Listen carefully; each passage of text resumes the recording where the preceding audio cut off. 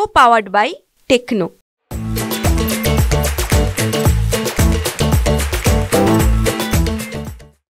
काँग्रेस नेते आणि संसदेतील विरोधी पक्षनेते राहुल गांधी उद्यापासून 2 दिवस कोल्हापूरच्या दौऱ्यावर असणार आहेत। वेगवेगळ्या कार्यक्रमांना ते हजेरी देखील लावणार आहेत। या राहुल गांधी यांच्या दौऱ्याच्या निमित्तानं पश्चिम महाराष्ट्रातीलच एकूणच काँग्रेसमध्ये उत्साहाचं वातावरण पाहायला मिळते। माझ्यासोबत काँग्रेस नेते सतेज पाटील आहेत। बोलूयात कसा हा दौरा असणार आहे आणि काय या सगळ्या दौऱ्यामध्ये असणार आहे। साहेब काय सांगाल, लोकांमध्ये देखील उत्साह दिसतोय, कसा हा दौरा असेल?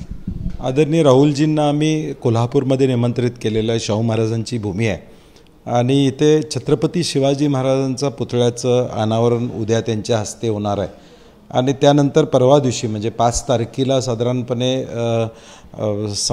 संविधान सन्मान संमेलन अशी देशामध्ये 4 संमेलन घडलेली आहेत। ती सगळ्या समाजातल्या सर्व घटकांशी, सर्व जातीतल्या लोकांशी चर्चा विनिमय असा 1 दिवसाचा कार्यक्रम असणार आहे। सकाळी शाहू समाधी स्थळाला, दुपारी राहुलजी भेट देतील आणि हा कार्यक्रम करून ते जाणार आहेत। त्यामुळे कोल्हापूरकर म्हणून आम्हाला निश्चितपणे आनंद आहे की राजश्री शाहू महाराजांच्या भूमीमध्ये पुन्हा एकदा राहुलजी त्या ठिकाणी येतात। पूर्वी ते आले होते त्यावेळी कोल्हापुरातल्या साखर कारखानदारांच्या संदर्भातला दौरा त्यांचा या कोल्हापूरमध्ये झाला होता आणि आता पुन्हा एकदा या निमित्तानं येतात, याचा आनंद आम्हा सगळ्यांना आहे।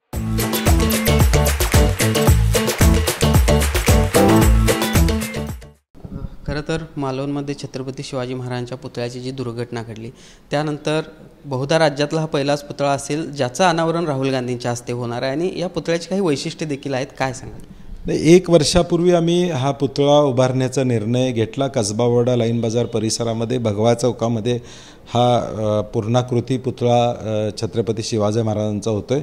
अत्यंत चांगल्या कलाकृतीच्या माध्यमातून हा पुतळा लोकांच्या समोर येतो आणि आम्हाला आनंद आहे की राहुलजींच्या हस्ते याचं उद्घाटन होतं, याचा अभिमान आम्हाला निश्चितपणे। एकूणच आगामी विधानसभा निवडणुका आहेत, या अनुषंगानं या सगळ्या दौऱ्यामध्ये काही बैठका किंवा काही तशा पद्धतीचं नियोजन? शेवटी ज्यावेळी आमचे नेते येतात त्यावेळी या सगळ्या गोष्टी घडतच असतात आणि म्हणून याचा फायदा निश्चितपणे महाविकास आघाडी म्हणून या दौऱ्याचा फायदा आम्हाला निश्चितपणे होईल। एका बाजूला राहुल गांधी येत आहेत उद्या, मात्र काही दिवसापूर्वी अमित शहा देखील येऊन गेले आणि हा पश्चिम महाराष्ट्र हा महायुतीचा गड आहे अशा पद्धतीचं वक्तव्य त्यांनी केलं किंवा तसा दावा त्यांनी केला, तसं वाटतं का तुम्हाला? एकूणच लोकसभेचं मागच्या विधानसभेत पण तुम्ही बघितलं की हा महाविकास आघाडी म्हणजे त्यावेळी काँग्रेस राष्ट्रवादी म्हणून आम्ही एकत्रित होतो। लोकसभेला आपण पाहिलं की महाविकास आघाडीला मॅन्डेट पश्चिम महाराष्ट्रातून मिळालेलं आहे आणि महायुतीचं फार काय आता चर्चा करण्यायोग्य नाही राहिलेलं नाही, कारण की जनतेमध्ये महायुतीबद्दल भ्रमनिराश झालेला आहे की आज महायुतीचा जो काय सरकार आहे त्यामध्ये बदलापूरची घटना असेल, त्यामध्ये न केलेली कारवाई असेल, किंबहुना मालवणमध्ये छत्रपती शिवाजी महाराजांचा झालेला अनादर असेल किंवा एकूण महागाई असेल, हे सगळे विषय, बेरोजगारी असेल, उद्योग बाहेर जाणारे विषय असेल, मग MPSCच्या मुलांचे प्रश्न असतील, या सगळ्यांचा विचार करता महायुतीचा एक्झिट आता ठरलेला आहे। महायुती म्हणून आम्ही एकत्र लढू अशा पद्धतीचा दावा केला जातोय, मात्र अमित शहाने एक असं वक्तव्य केलं अशा आशयाचं की 2029ला केंद्रात भाजपचं पूर्ण बहुमत असलेलं सरकार येईल। कसं बघता या वक्तव्याकडे? 400 पारचा नारा पण झाला होता, जनतेनं त्यांना कुठं ठेवलेलं हे बघितलेलं आहे आणि शेवटी तुम्ही घोषणा करण्यापेक्षा जनताच्या मनात काय आहे हे महत्त्वाचं आणि जनता ठरवते, कारण की जनता सुज्ञ आहे, काय केलं पाहिजे काही नाही केलं पाहिजे आणि 29ला आपल्याला दिसेल की हे 100च्या आतच भाजप आपल्याला या देशामध्ये दिसेल। राज्यातील महाविकास आघाडीच्या जागा वाटपासंदर्भात काय नेमक्या घडामोडी घडत आहेत? कारण जवळजवळ 200च्या वर जागांचं एकमत झालेलं आहे, त्यामुळे फार काय महाविकास आघाडीमध्ये काही अडचण आहे असं चित्र नाही आहे आणि लवकरच या जागा वाटपाची निश्चिती त्या ठिकाणी होईल। काँग्रेस पक्षानं जिल्हावार उमेदवारीचे चाचपणीची एक शेड्यूल देखील तयार केलेलं आहे, त्यामुळं कुठलीही अडचण महाविकास आघाडीच्या उमेदवारीमध्ये नाही आहे। उमेदवार निश्चितीच्या प्रक्रियेमध्ये देखील तुम्ही आहात, कशा पद्धतीनं काँग्रेसकडे ओढा लोकांचा दिसतोय? कारण लोकसभेला ज्या पद्धतीचे निकाल आले त्यानंतर अनेक जण काँग्रेसमध्ये येण्यासाठी इच्छुक असल्याचं चित्र राज्यात दिसतं। राज्यामध्ये प्रचंड उत्साह काँग्रेसबद्दल आहे आणि त्याबरोबर महाविकास आघाडी म्हणून आहे। शिवसेना असेल किंवा राष्ट्रवादी असेल, पवारसाहेबांची, या सगळ्या बाबतीत एक वातावरण आहे आणि लोकांना खात्री पटलेली आहे की आपलं सरकार जर आणायचं असेल, आपल्या विचाराचं सरकार आणायचं असेल तर काँग्रेसला आपण सहकार्य केलं पाहिजे. साधारणपणे भूमिका लोकांची दिसते आणि आम्ही जाईल तिथं लोक म्हणतात काँग्रेसच बरी. हे जे काय वाक्य आहे हे लोकांच्यामध्ये आता द्रूढ झालेलं आहे. मागचा अनुभव एवढा वाईट आहे, त्यामुळे आम्हाला खात्री आहे की काँग्रेसलाही चांगला, प्रचंड चांगला प्रतिसाद विदर्भ असू दे, मराठवाड्यामध्ये विशेष करून असू दे, पश्चिम महाराष्ट्रामध्ये, खानदेशामध्ये, त्या ठिकाणी मुंबईमध्ये देखील आमची चांगली परिस्थिती आहे. आणि मला वाटतं आम्ही तिन्ही पक्ष मिळून ॲब्सोल्यूट मेजॉरिटी म्हणजे कुणावर अवलंबून न राहता मेजॉरिटी मिळेल अशी आम्हाला खात्री आहे.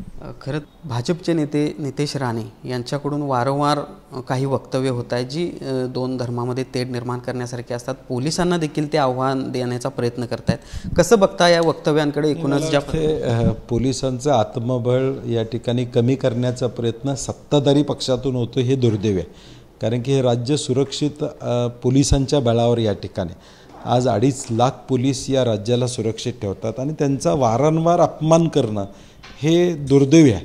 आणि त्याच्याबद्दल गृहमंत्री ज्या पक्षाचे आहेत ते सुद्धा त्यांना समज देत नाहीत, त्यांना कुठल्याही सूचना त्या ठिकाणी दिल्या जात नाहीत. याचा अर्थ पोलिसांच्या बाबतीत हे जे वक्तव्य आहे त्याचा परिणाम त्यांना निवडणुकीमध्ये भोगावाच लागेल.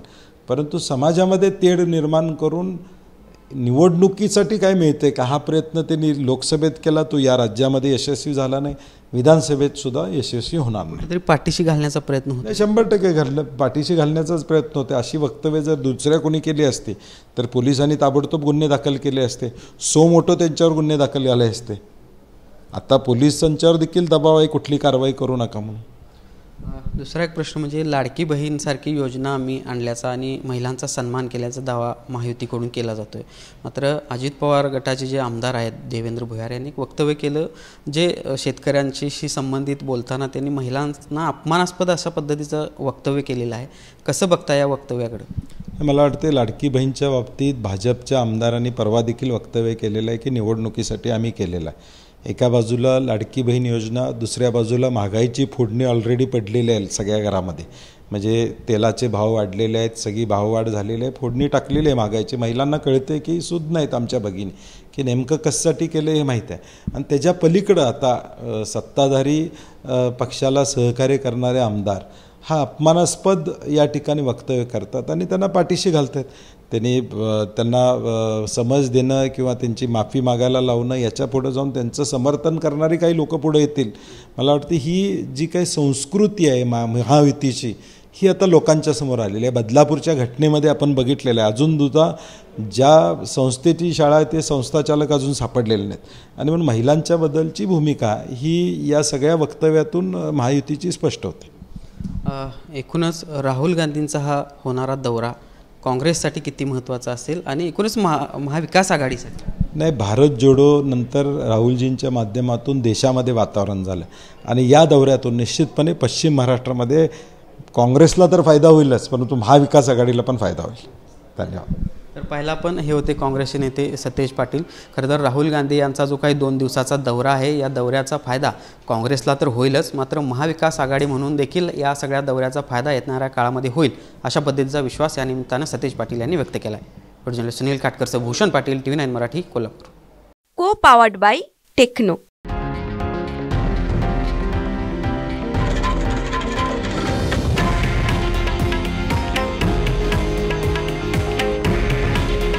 हे आहे देशातील नंबर 1 न्यूज नेटवर्क आणि आपण पाहत आहात TV9 मराठी. काळजी तुमची, हित महाराष्ट्राचं.